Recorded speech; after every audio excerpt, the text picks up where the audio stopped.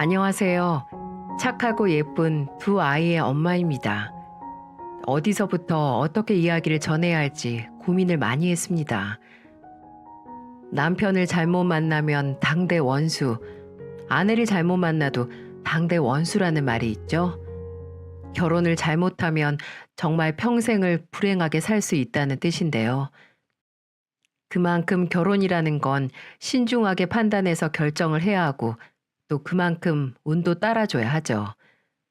그런데 열 길 물속은 알아도 한 길 사람 속은 모른다고 하잖아요.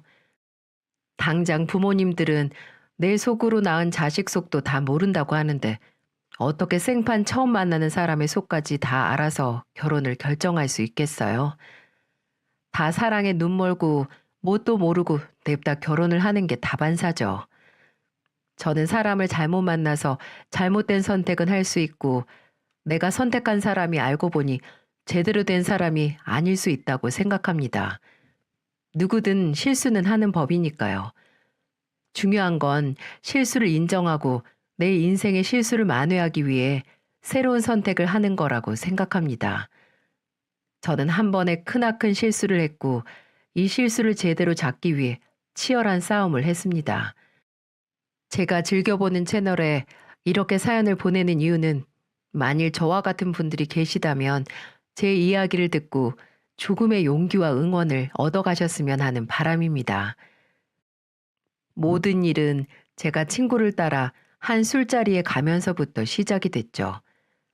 대학을 졸업하고 공무원 시험을 준비해서 20대 후반에 공무원이 됐습니다.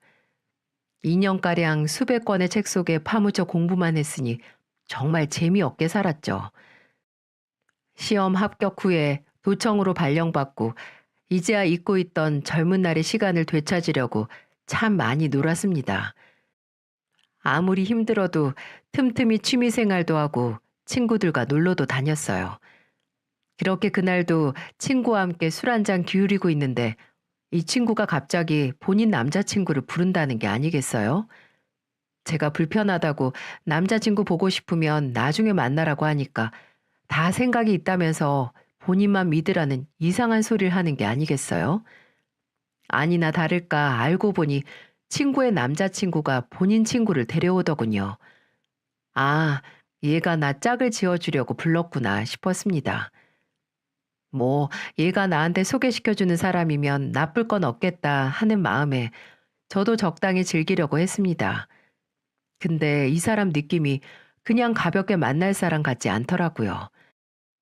저보다는 4살 많은 연상이었는데 자동차 영업사원으로 일한다고 하고 말을 잘해야 하는 직업이라 그런지 어찌나 청산유수인지 유머러스하고 센스도 있어서 정말 대화를 하면 시간 가는 줄 모르겠더라고요. 혜수 씨도 그 영화 좋아해요? 저랑 취향이 똑같네요. 저도 그 감독 작품 중에 그 영화를 제일 좋아해요. 정말요? 저도요. 그럼 원준 씨, 저번 달에 개봉한 영화는 봤어요? 같은 감독인데. 아니요, 아직이요. 뭐지? 이거 같이 영화 보라는 신호인가? 아, 그러네요. 어쩔 수 없네. 같이 봐야겠네요. 주말에 하루 종일 영화를 볼 정도로 영화를 좋아하는 것도 똑같고 취향도 비슷해서 급속도로 가까워졌죠. 그렇게 만난 10개월을 연애를 하다가 결혼을 하게 됐어요. 너무 빨리 했다 싶으시죠? 저도 그렇게 생각합니다. 남편과 결혼을 서두른 이유는 급정거 따윈 없는 속도 위반으로 제가 임신을 해버려서였어요. 하지만 뭐에 쫓기듯 어쩔 수 없이 한 결혼은 아니었습니다. 어쨌든 저희 둘은 결혼 생각이 있었고 그냥 하려던 게 앞당겨졌다고 생각했어요. 물론 신혼생활을 꿈꿀 겨를도 없이 덜컥 아이가 생겨서 불안하긴 했어요. 아무리 이전부터 이 남자 결혼 생각이 있다고 했어도 당장 아이라는 현실적인 문제를 안게 되니 마음이 싱숭생숭하긴 하더군요. 그때 그런 저보다도 임신 소식에 기뻐했던 건 남편이었죠. 혜수야, 나 진짜 너무 기뻐. 빨리 혜수 남편이 되고 싶기도 했지만 아빠도 되고 싶었거든.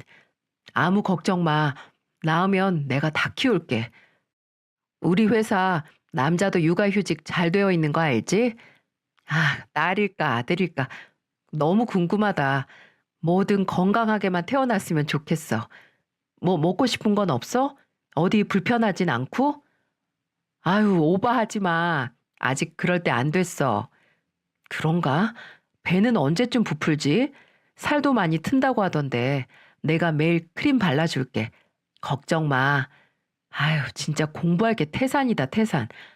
일단 출산이나 육아 관련 책부터 사야겠어. 저는 남편의 이런 모습을 보고 확실하게 결혼을 결심했어요. 제가 예상치 못한 임신으로 불안해할 때 오히려 제 불안감을 덜어주려고 아이처럼 좋아하는 모습에 무한한 긍정과 뭔가 따뜻한 에너지를 받았거든요. 그때는 그저 이런 남자와 함께라면 정말 뭐든 걱정하지 않고 살 수 있을 것 같다는 보장도 없는 희망이 있었습니다.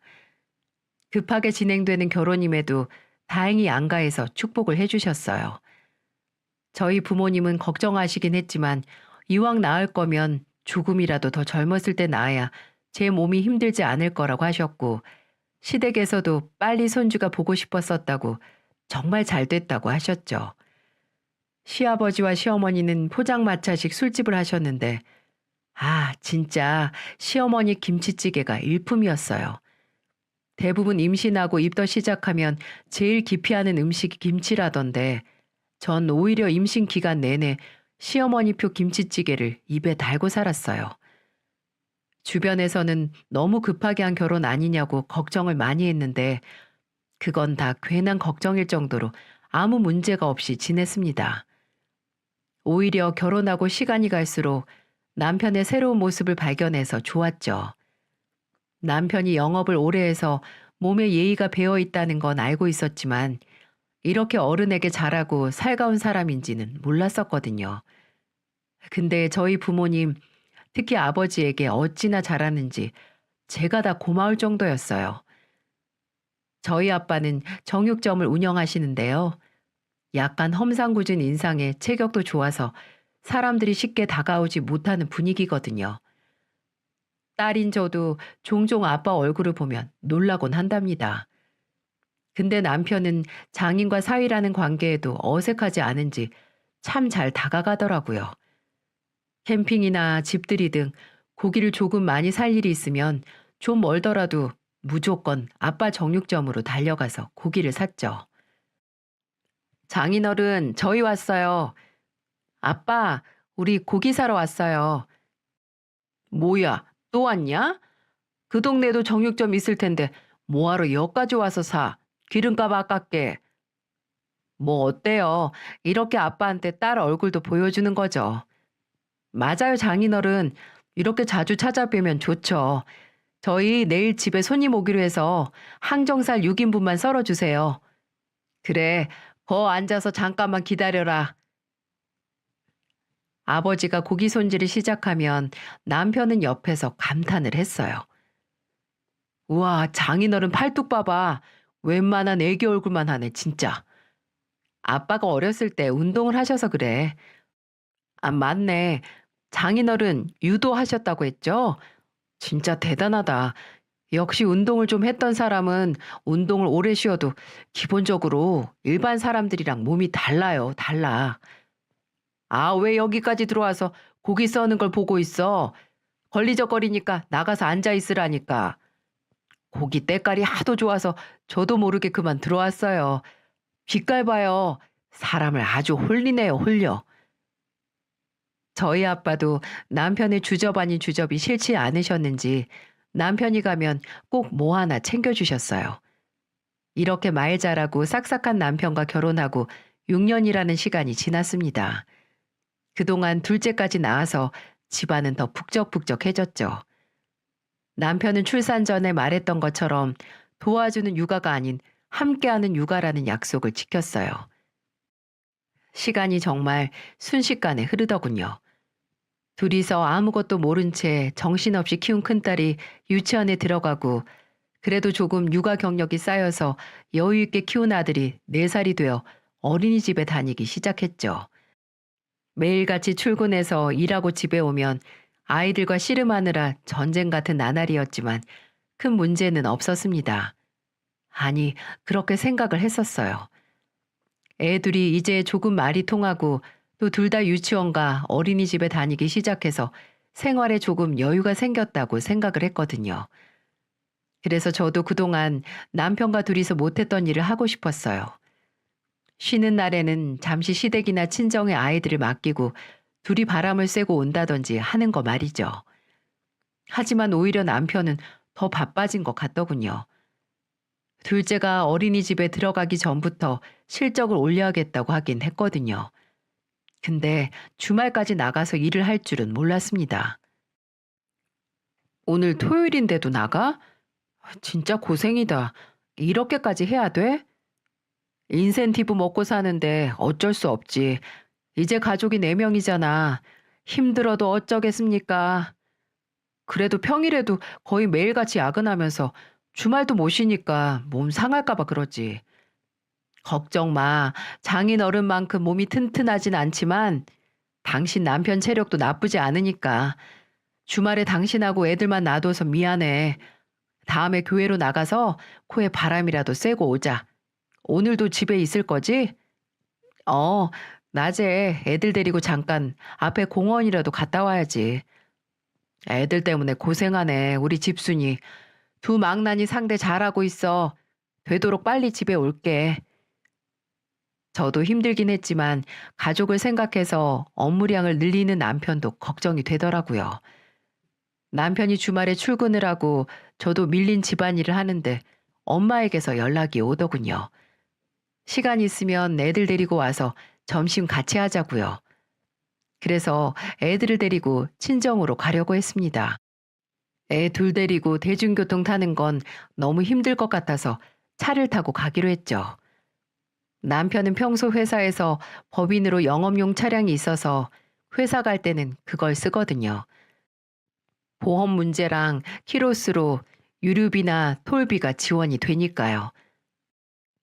남편 회사 차 말고 집에는 결혼 전에 제가 타던 차가 하나 더 있는데 저는 신혼집으로 이사 후에 대중교통을 이용을 해서 이제 그 차는 종종 가족끼리 어디 갈 때만 쓰고 있었어요. 그래서 외출 준비 마치고 애들 데리고 아파트 주차장으로 내려갔는데 아니, 제 차가 없는 게 아니겠어요? 분명 마지막으로 쓰고 주차한 자리가 맞는데 없어서 일단 스페어키를 갖고 있는 남편에게 전화를 걸었죠. 여보세요? 뭐야? 벌써 보고 싶어서 전화했어? 여보, 혹시 내 차 다른 데 주차한 적 있어? 차가 안 보이네. 어? 당신 어디 나가? 오늘 집에 있는다며. 아, 엄마한테 점심 먹으러 오라고 연락이 와서 애들 데려가려고 했지. 그래서 차 타고 가려고 하는데 차가 없어. 어, 차 내가 가져왔어. 왜? 당신 차는 어쩌고? 바퀴 때문에 카센터에 맡겼어. 거기 들렀다가 출근하기 귀찮아서. 그래서 오늘만 당신 차 가지고 나왔는데 당신 외출할 거 알았으면 그냥 카센터에 들르는 건데 미안. 먼저 말 못했다. 아, 그랬구나. 택시 부르거나 해서 가야겠네. 일단 알겠어.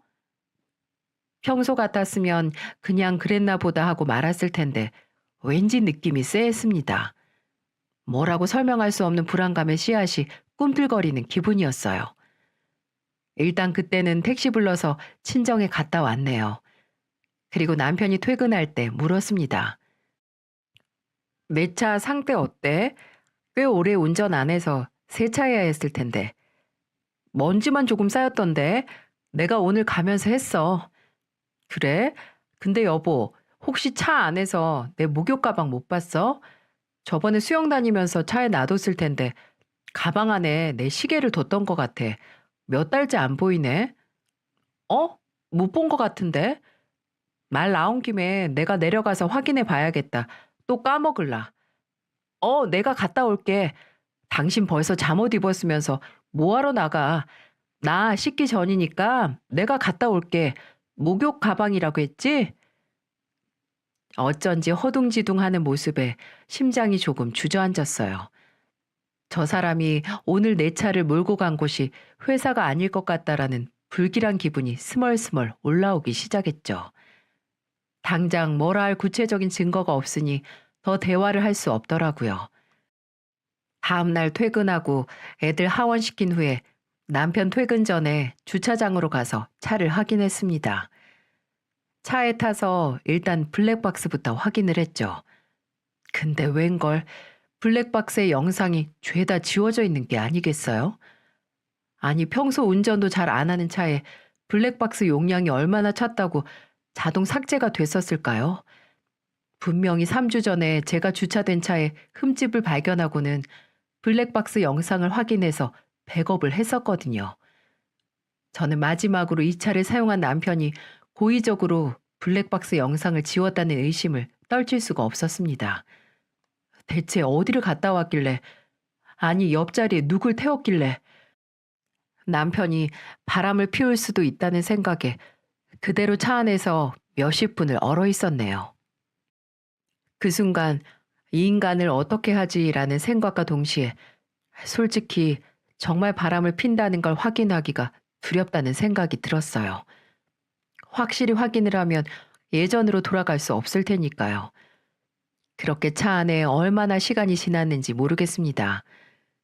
복잡한 정신을 최대한 정리하면서 가만히 앉아 있는데 아빠한테 전화가 오더라고요. 다 잠긴 목소리 가다듬고 전화를 받았더니 고기 보냈다고 받으면 바로 먹으라고 무심하게 말씀하시는 아빠. 순간 아빠의 목소리를 듣고 울컥 울음이 터져 나올 것 같았지만 진짜 피를 삼키는 기분으로 참았습니다. 목소리가 흔들리는 걸 들키기 싫어서 알겠다고 지금 운전 중이라고 하고는 빨리 끊었네요. 일단 차 안에 앉아 있었긴 했으니까요. 그래도 아빠 목소리를 듣고 나니 조금 마음이 진정되고 다잡을 수 있을 것 같더라고요.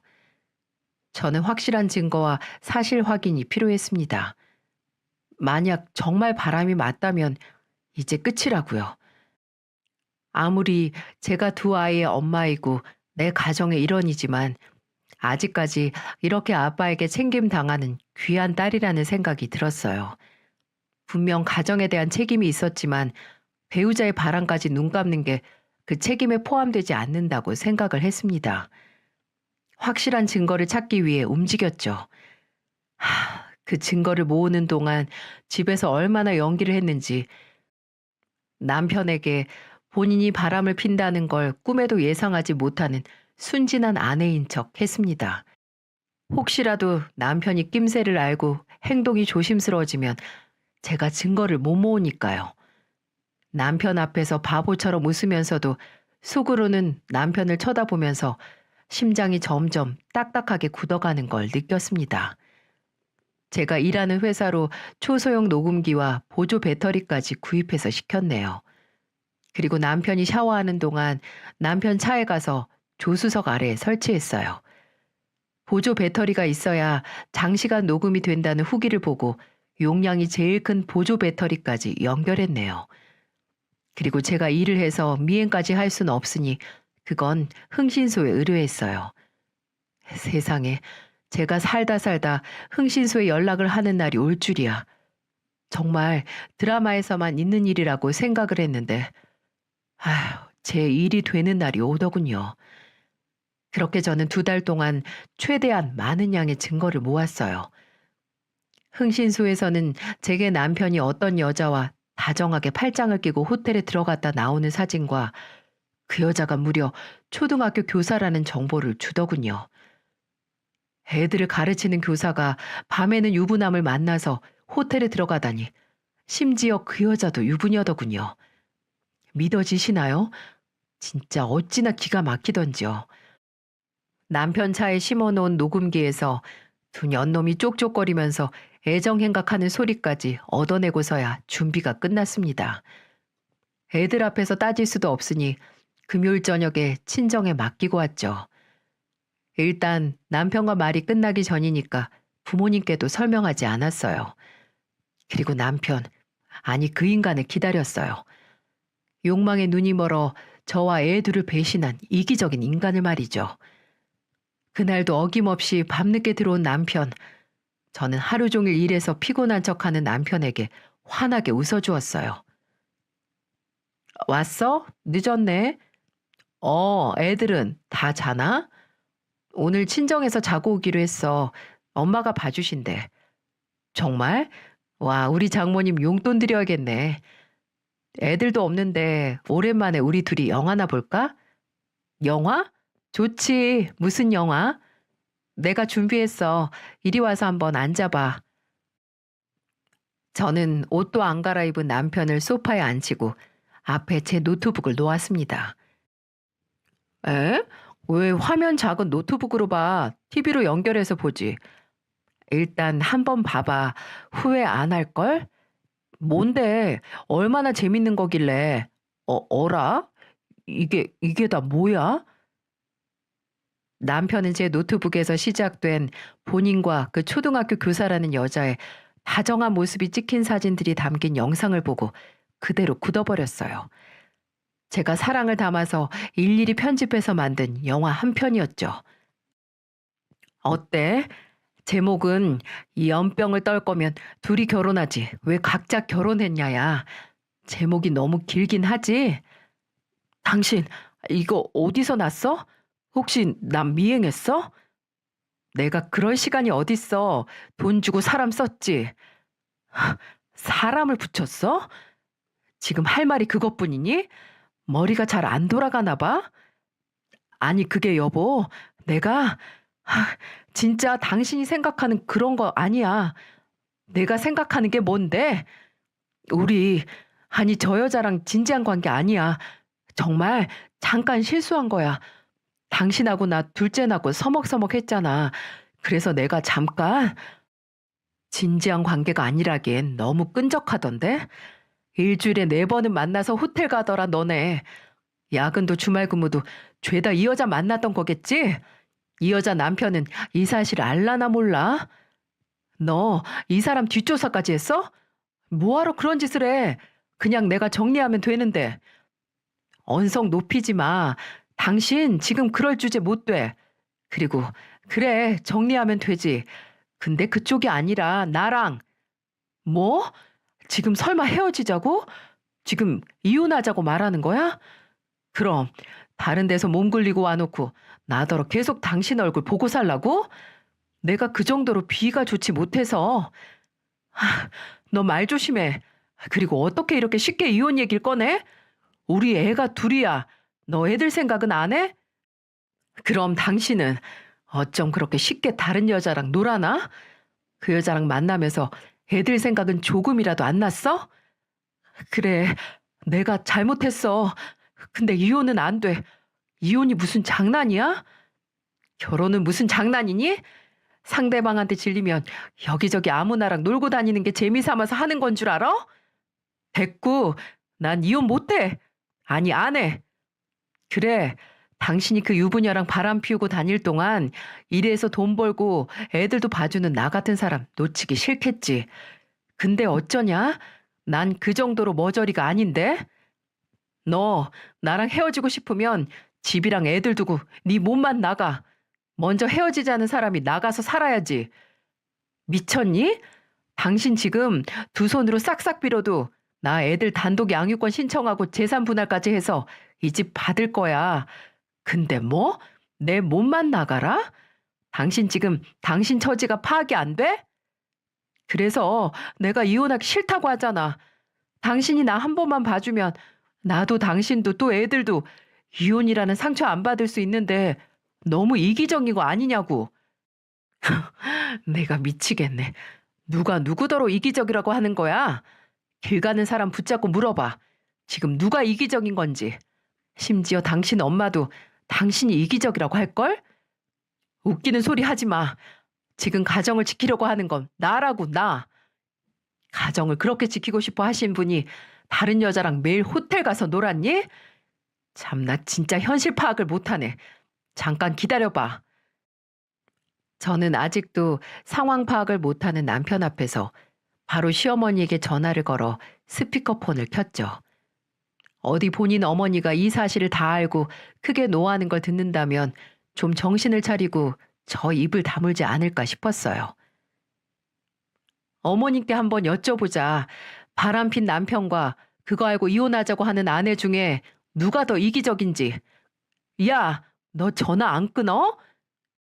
소리 지르지 말랬지. 진짜 주제 파악 못한. 네, 여보세요? 어머님, 가게 마감하셨어요? 지금 들어왔다. 근데 이 밤에 무슨 일이야? 무슨 일 있니? 어머님, 원준 씨 바람 폈어요. 그것도 유부녀 하고요. 뭐?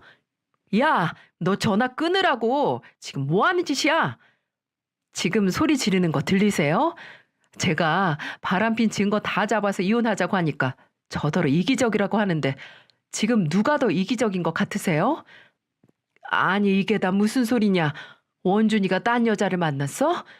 그래서 넌 이혼을 한다고? 네. 어머님은 어떻게 생각하세요? 제가 이기적이라고 생각하세요?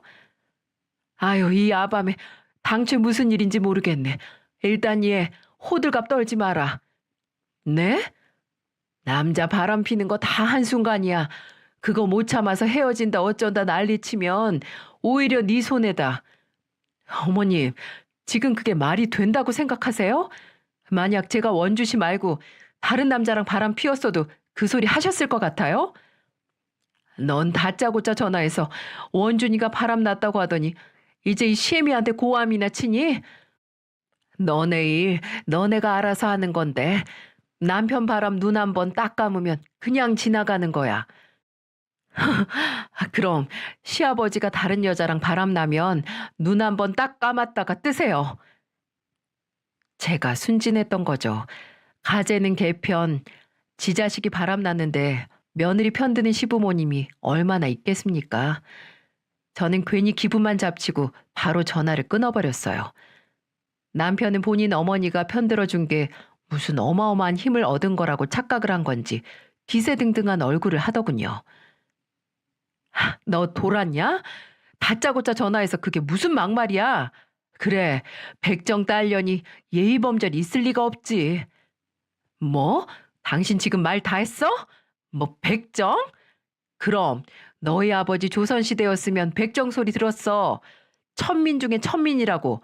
개망나니. 그래, 그럼 그 개망나니 딸한테 어디 한번 당해봐. 당신 탈탈 털어줄 테니까. 저는 미리 챙겨둔 가방과 노트북을 챙겼습니다. 나랑 애들은 일단 친정에 가 있을 거야. 어차피 이 집 곧 나한테 뺏길 테니까 그동안 잘 지내봐. 집안데 작별 인사도 하고. 그 말을 끝으로 집을 나와버렸어요. 현관문이 닫히면서 남편이 저를 부르는 소리가 났지만 무시했습니다. 그리고 당장 운전대를 잡으면 사고가 날 것 같아서 택시를 불러 친정으로 갔습니다. 친정으로 가는 동안 이 일을 어떻게 부모님께 말씀드려야 하나 고민을 많이 했어요. 솔직히 어떤 식으로 전한다 한들 부모님이 상처를 받지 않으시겠어요?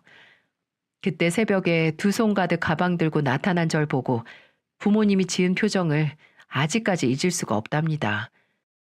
두 분 다 놀라서 당황하시면서도 어딘지 어떤 불안함을 감지한 표정. 그 표정을 마주하면서 남편의 외도 사실을 알고 났을 때보다 더 가슴이 무너졌습니다. 저는 안방에서 자고 있는 애들 얼굴 한번 확인하고 거실에서 부모님께 이 사실을 다 말씀드렸어요. 남편과 싸움을 하던 것도 남편 차에 심어놨던 녹음기로 다 녹음한 상태였거든요. 제가 구구절절 다 설명하는 것보다 그 녹음본의 일부분을 들려드리는 게 나을 것 같아서 부모님 앞에서 틀었습니다. 부모님은 그 녹음본을 다 듣고 크게 노하셨어요. 아빠는 얼굴이 울그락불그락하게 구겨져서 당장 그 손으로 남편 목이라도 비틀기세였어요. 제가 죄송함에 눈물을 보이니까 저희 엄마는 저를 감싸 안으시면서 말씀하셨어요. 예, 울지 마라. 울지 마. 울 사람 지금 너 아니야. 오히려 웃어. 잘 됐다. 이런 인간인 거 이제라도 알아서 다행이지. 더 빠르게 알았어야 했는데 그게 더 억울하지. 잘했어. 이게 뭐라고. 이 증거 모으느라 혼자 고생했다. 엄마 죄송해요. 이런 모습 보여서. 잘 사는 모습만 보여드려야 하는데 애들한테도 너무 미안하고. 그런 소리 하지 마. 너 누구한테도 미안해할 필요도 없어. 네 인생 네가 구제한 거야. 애들도 크면 다 이해한다. 엄마가 평생 불행하게 사는 것보다 일찍 각자 인생 찾는 게 애들한테도 나아. 우리 딸 고생했어. 엄마의 말씀이 심장에 스며들어 가슴이 절절하게 끓었습니다. 애서 저를 위해 해주시는 말씀에 더 눈물이 나더라고요. 뭐니 뭐니 해도 진짜 내 편은 우리 부모님 뿐이구나 하는 기분에 혹시나 내가 감정에 휩쓸려 잘못된 선택을 하는 건 아닌가 했던 생각이 싹 다 사라졌어요. 정말 커다란 용기를 얻었습니다. 아버지께서도 다른 말은 안 하셨지만 그 소뚜껑 같은 손으로 제 어깨를 쓰다듬어 주셨죠. 남편의 외도를 알게 된 후로 처음으로 푹 잤습니다. 부모님과 한 지붕 아래 있다는 안도감 때문에 더 그랬나 봐요. 다음 날 거실에서 잠든 제가 눈을 떴을 때 아버지가 큰 박스들을 들고 집으로 들어오고 계시더라고요. 아빠, 어디 갔다 오세요? 이렇게 일찍? 네 차랑 짐 챙겨왔다. 그 집에 다시 가서 그놈 볼 필요 없어. 네? 제 집에 갔다 오셨다고요? 아유, 제가 가도 되는데. 그 사람 출근할 시간에 가도 되고요. 근데 아빠, 혹시 그 사람 보셨어요? 오늘 주말이라서 출근 안 했을 텐데. 이거나 받아. 아빠는 제 물음엔 대답도 안 하시고 그저 제 차키만 돌려주시더라고요. 그 인간을 마주친 건지 아닌 건지 통 알 수가 없었어요. 일단 제 차를 가져왔다고 하셔서 주차장에 있는 차로 갔습니다. 혹시나 그 인간이 그 후에도 제 차를 타고 그 여자를 만날 수도 있으니 블랙박스 영상을 챙기기 위해서였죠. 차에서 영상들을 확인하는데 오늘 아침 시간으로 동영상이 남아있는 게 아니겠어요?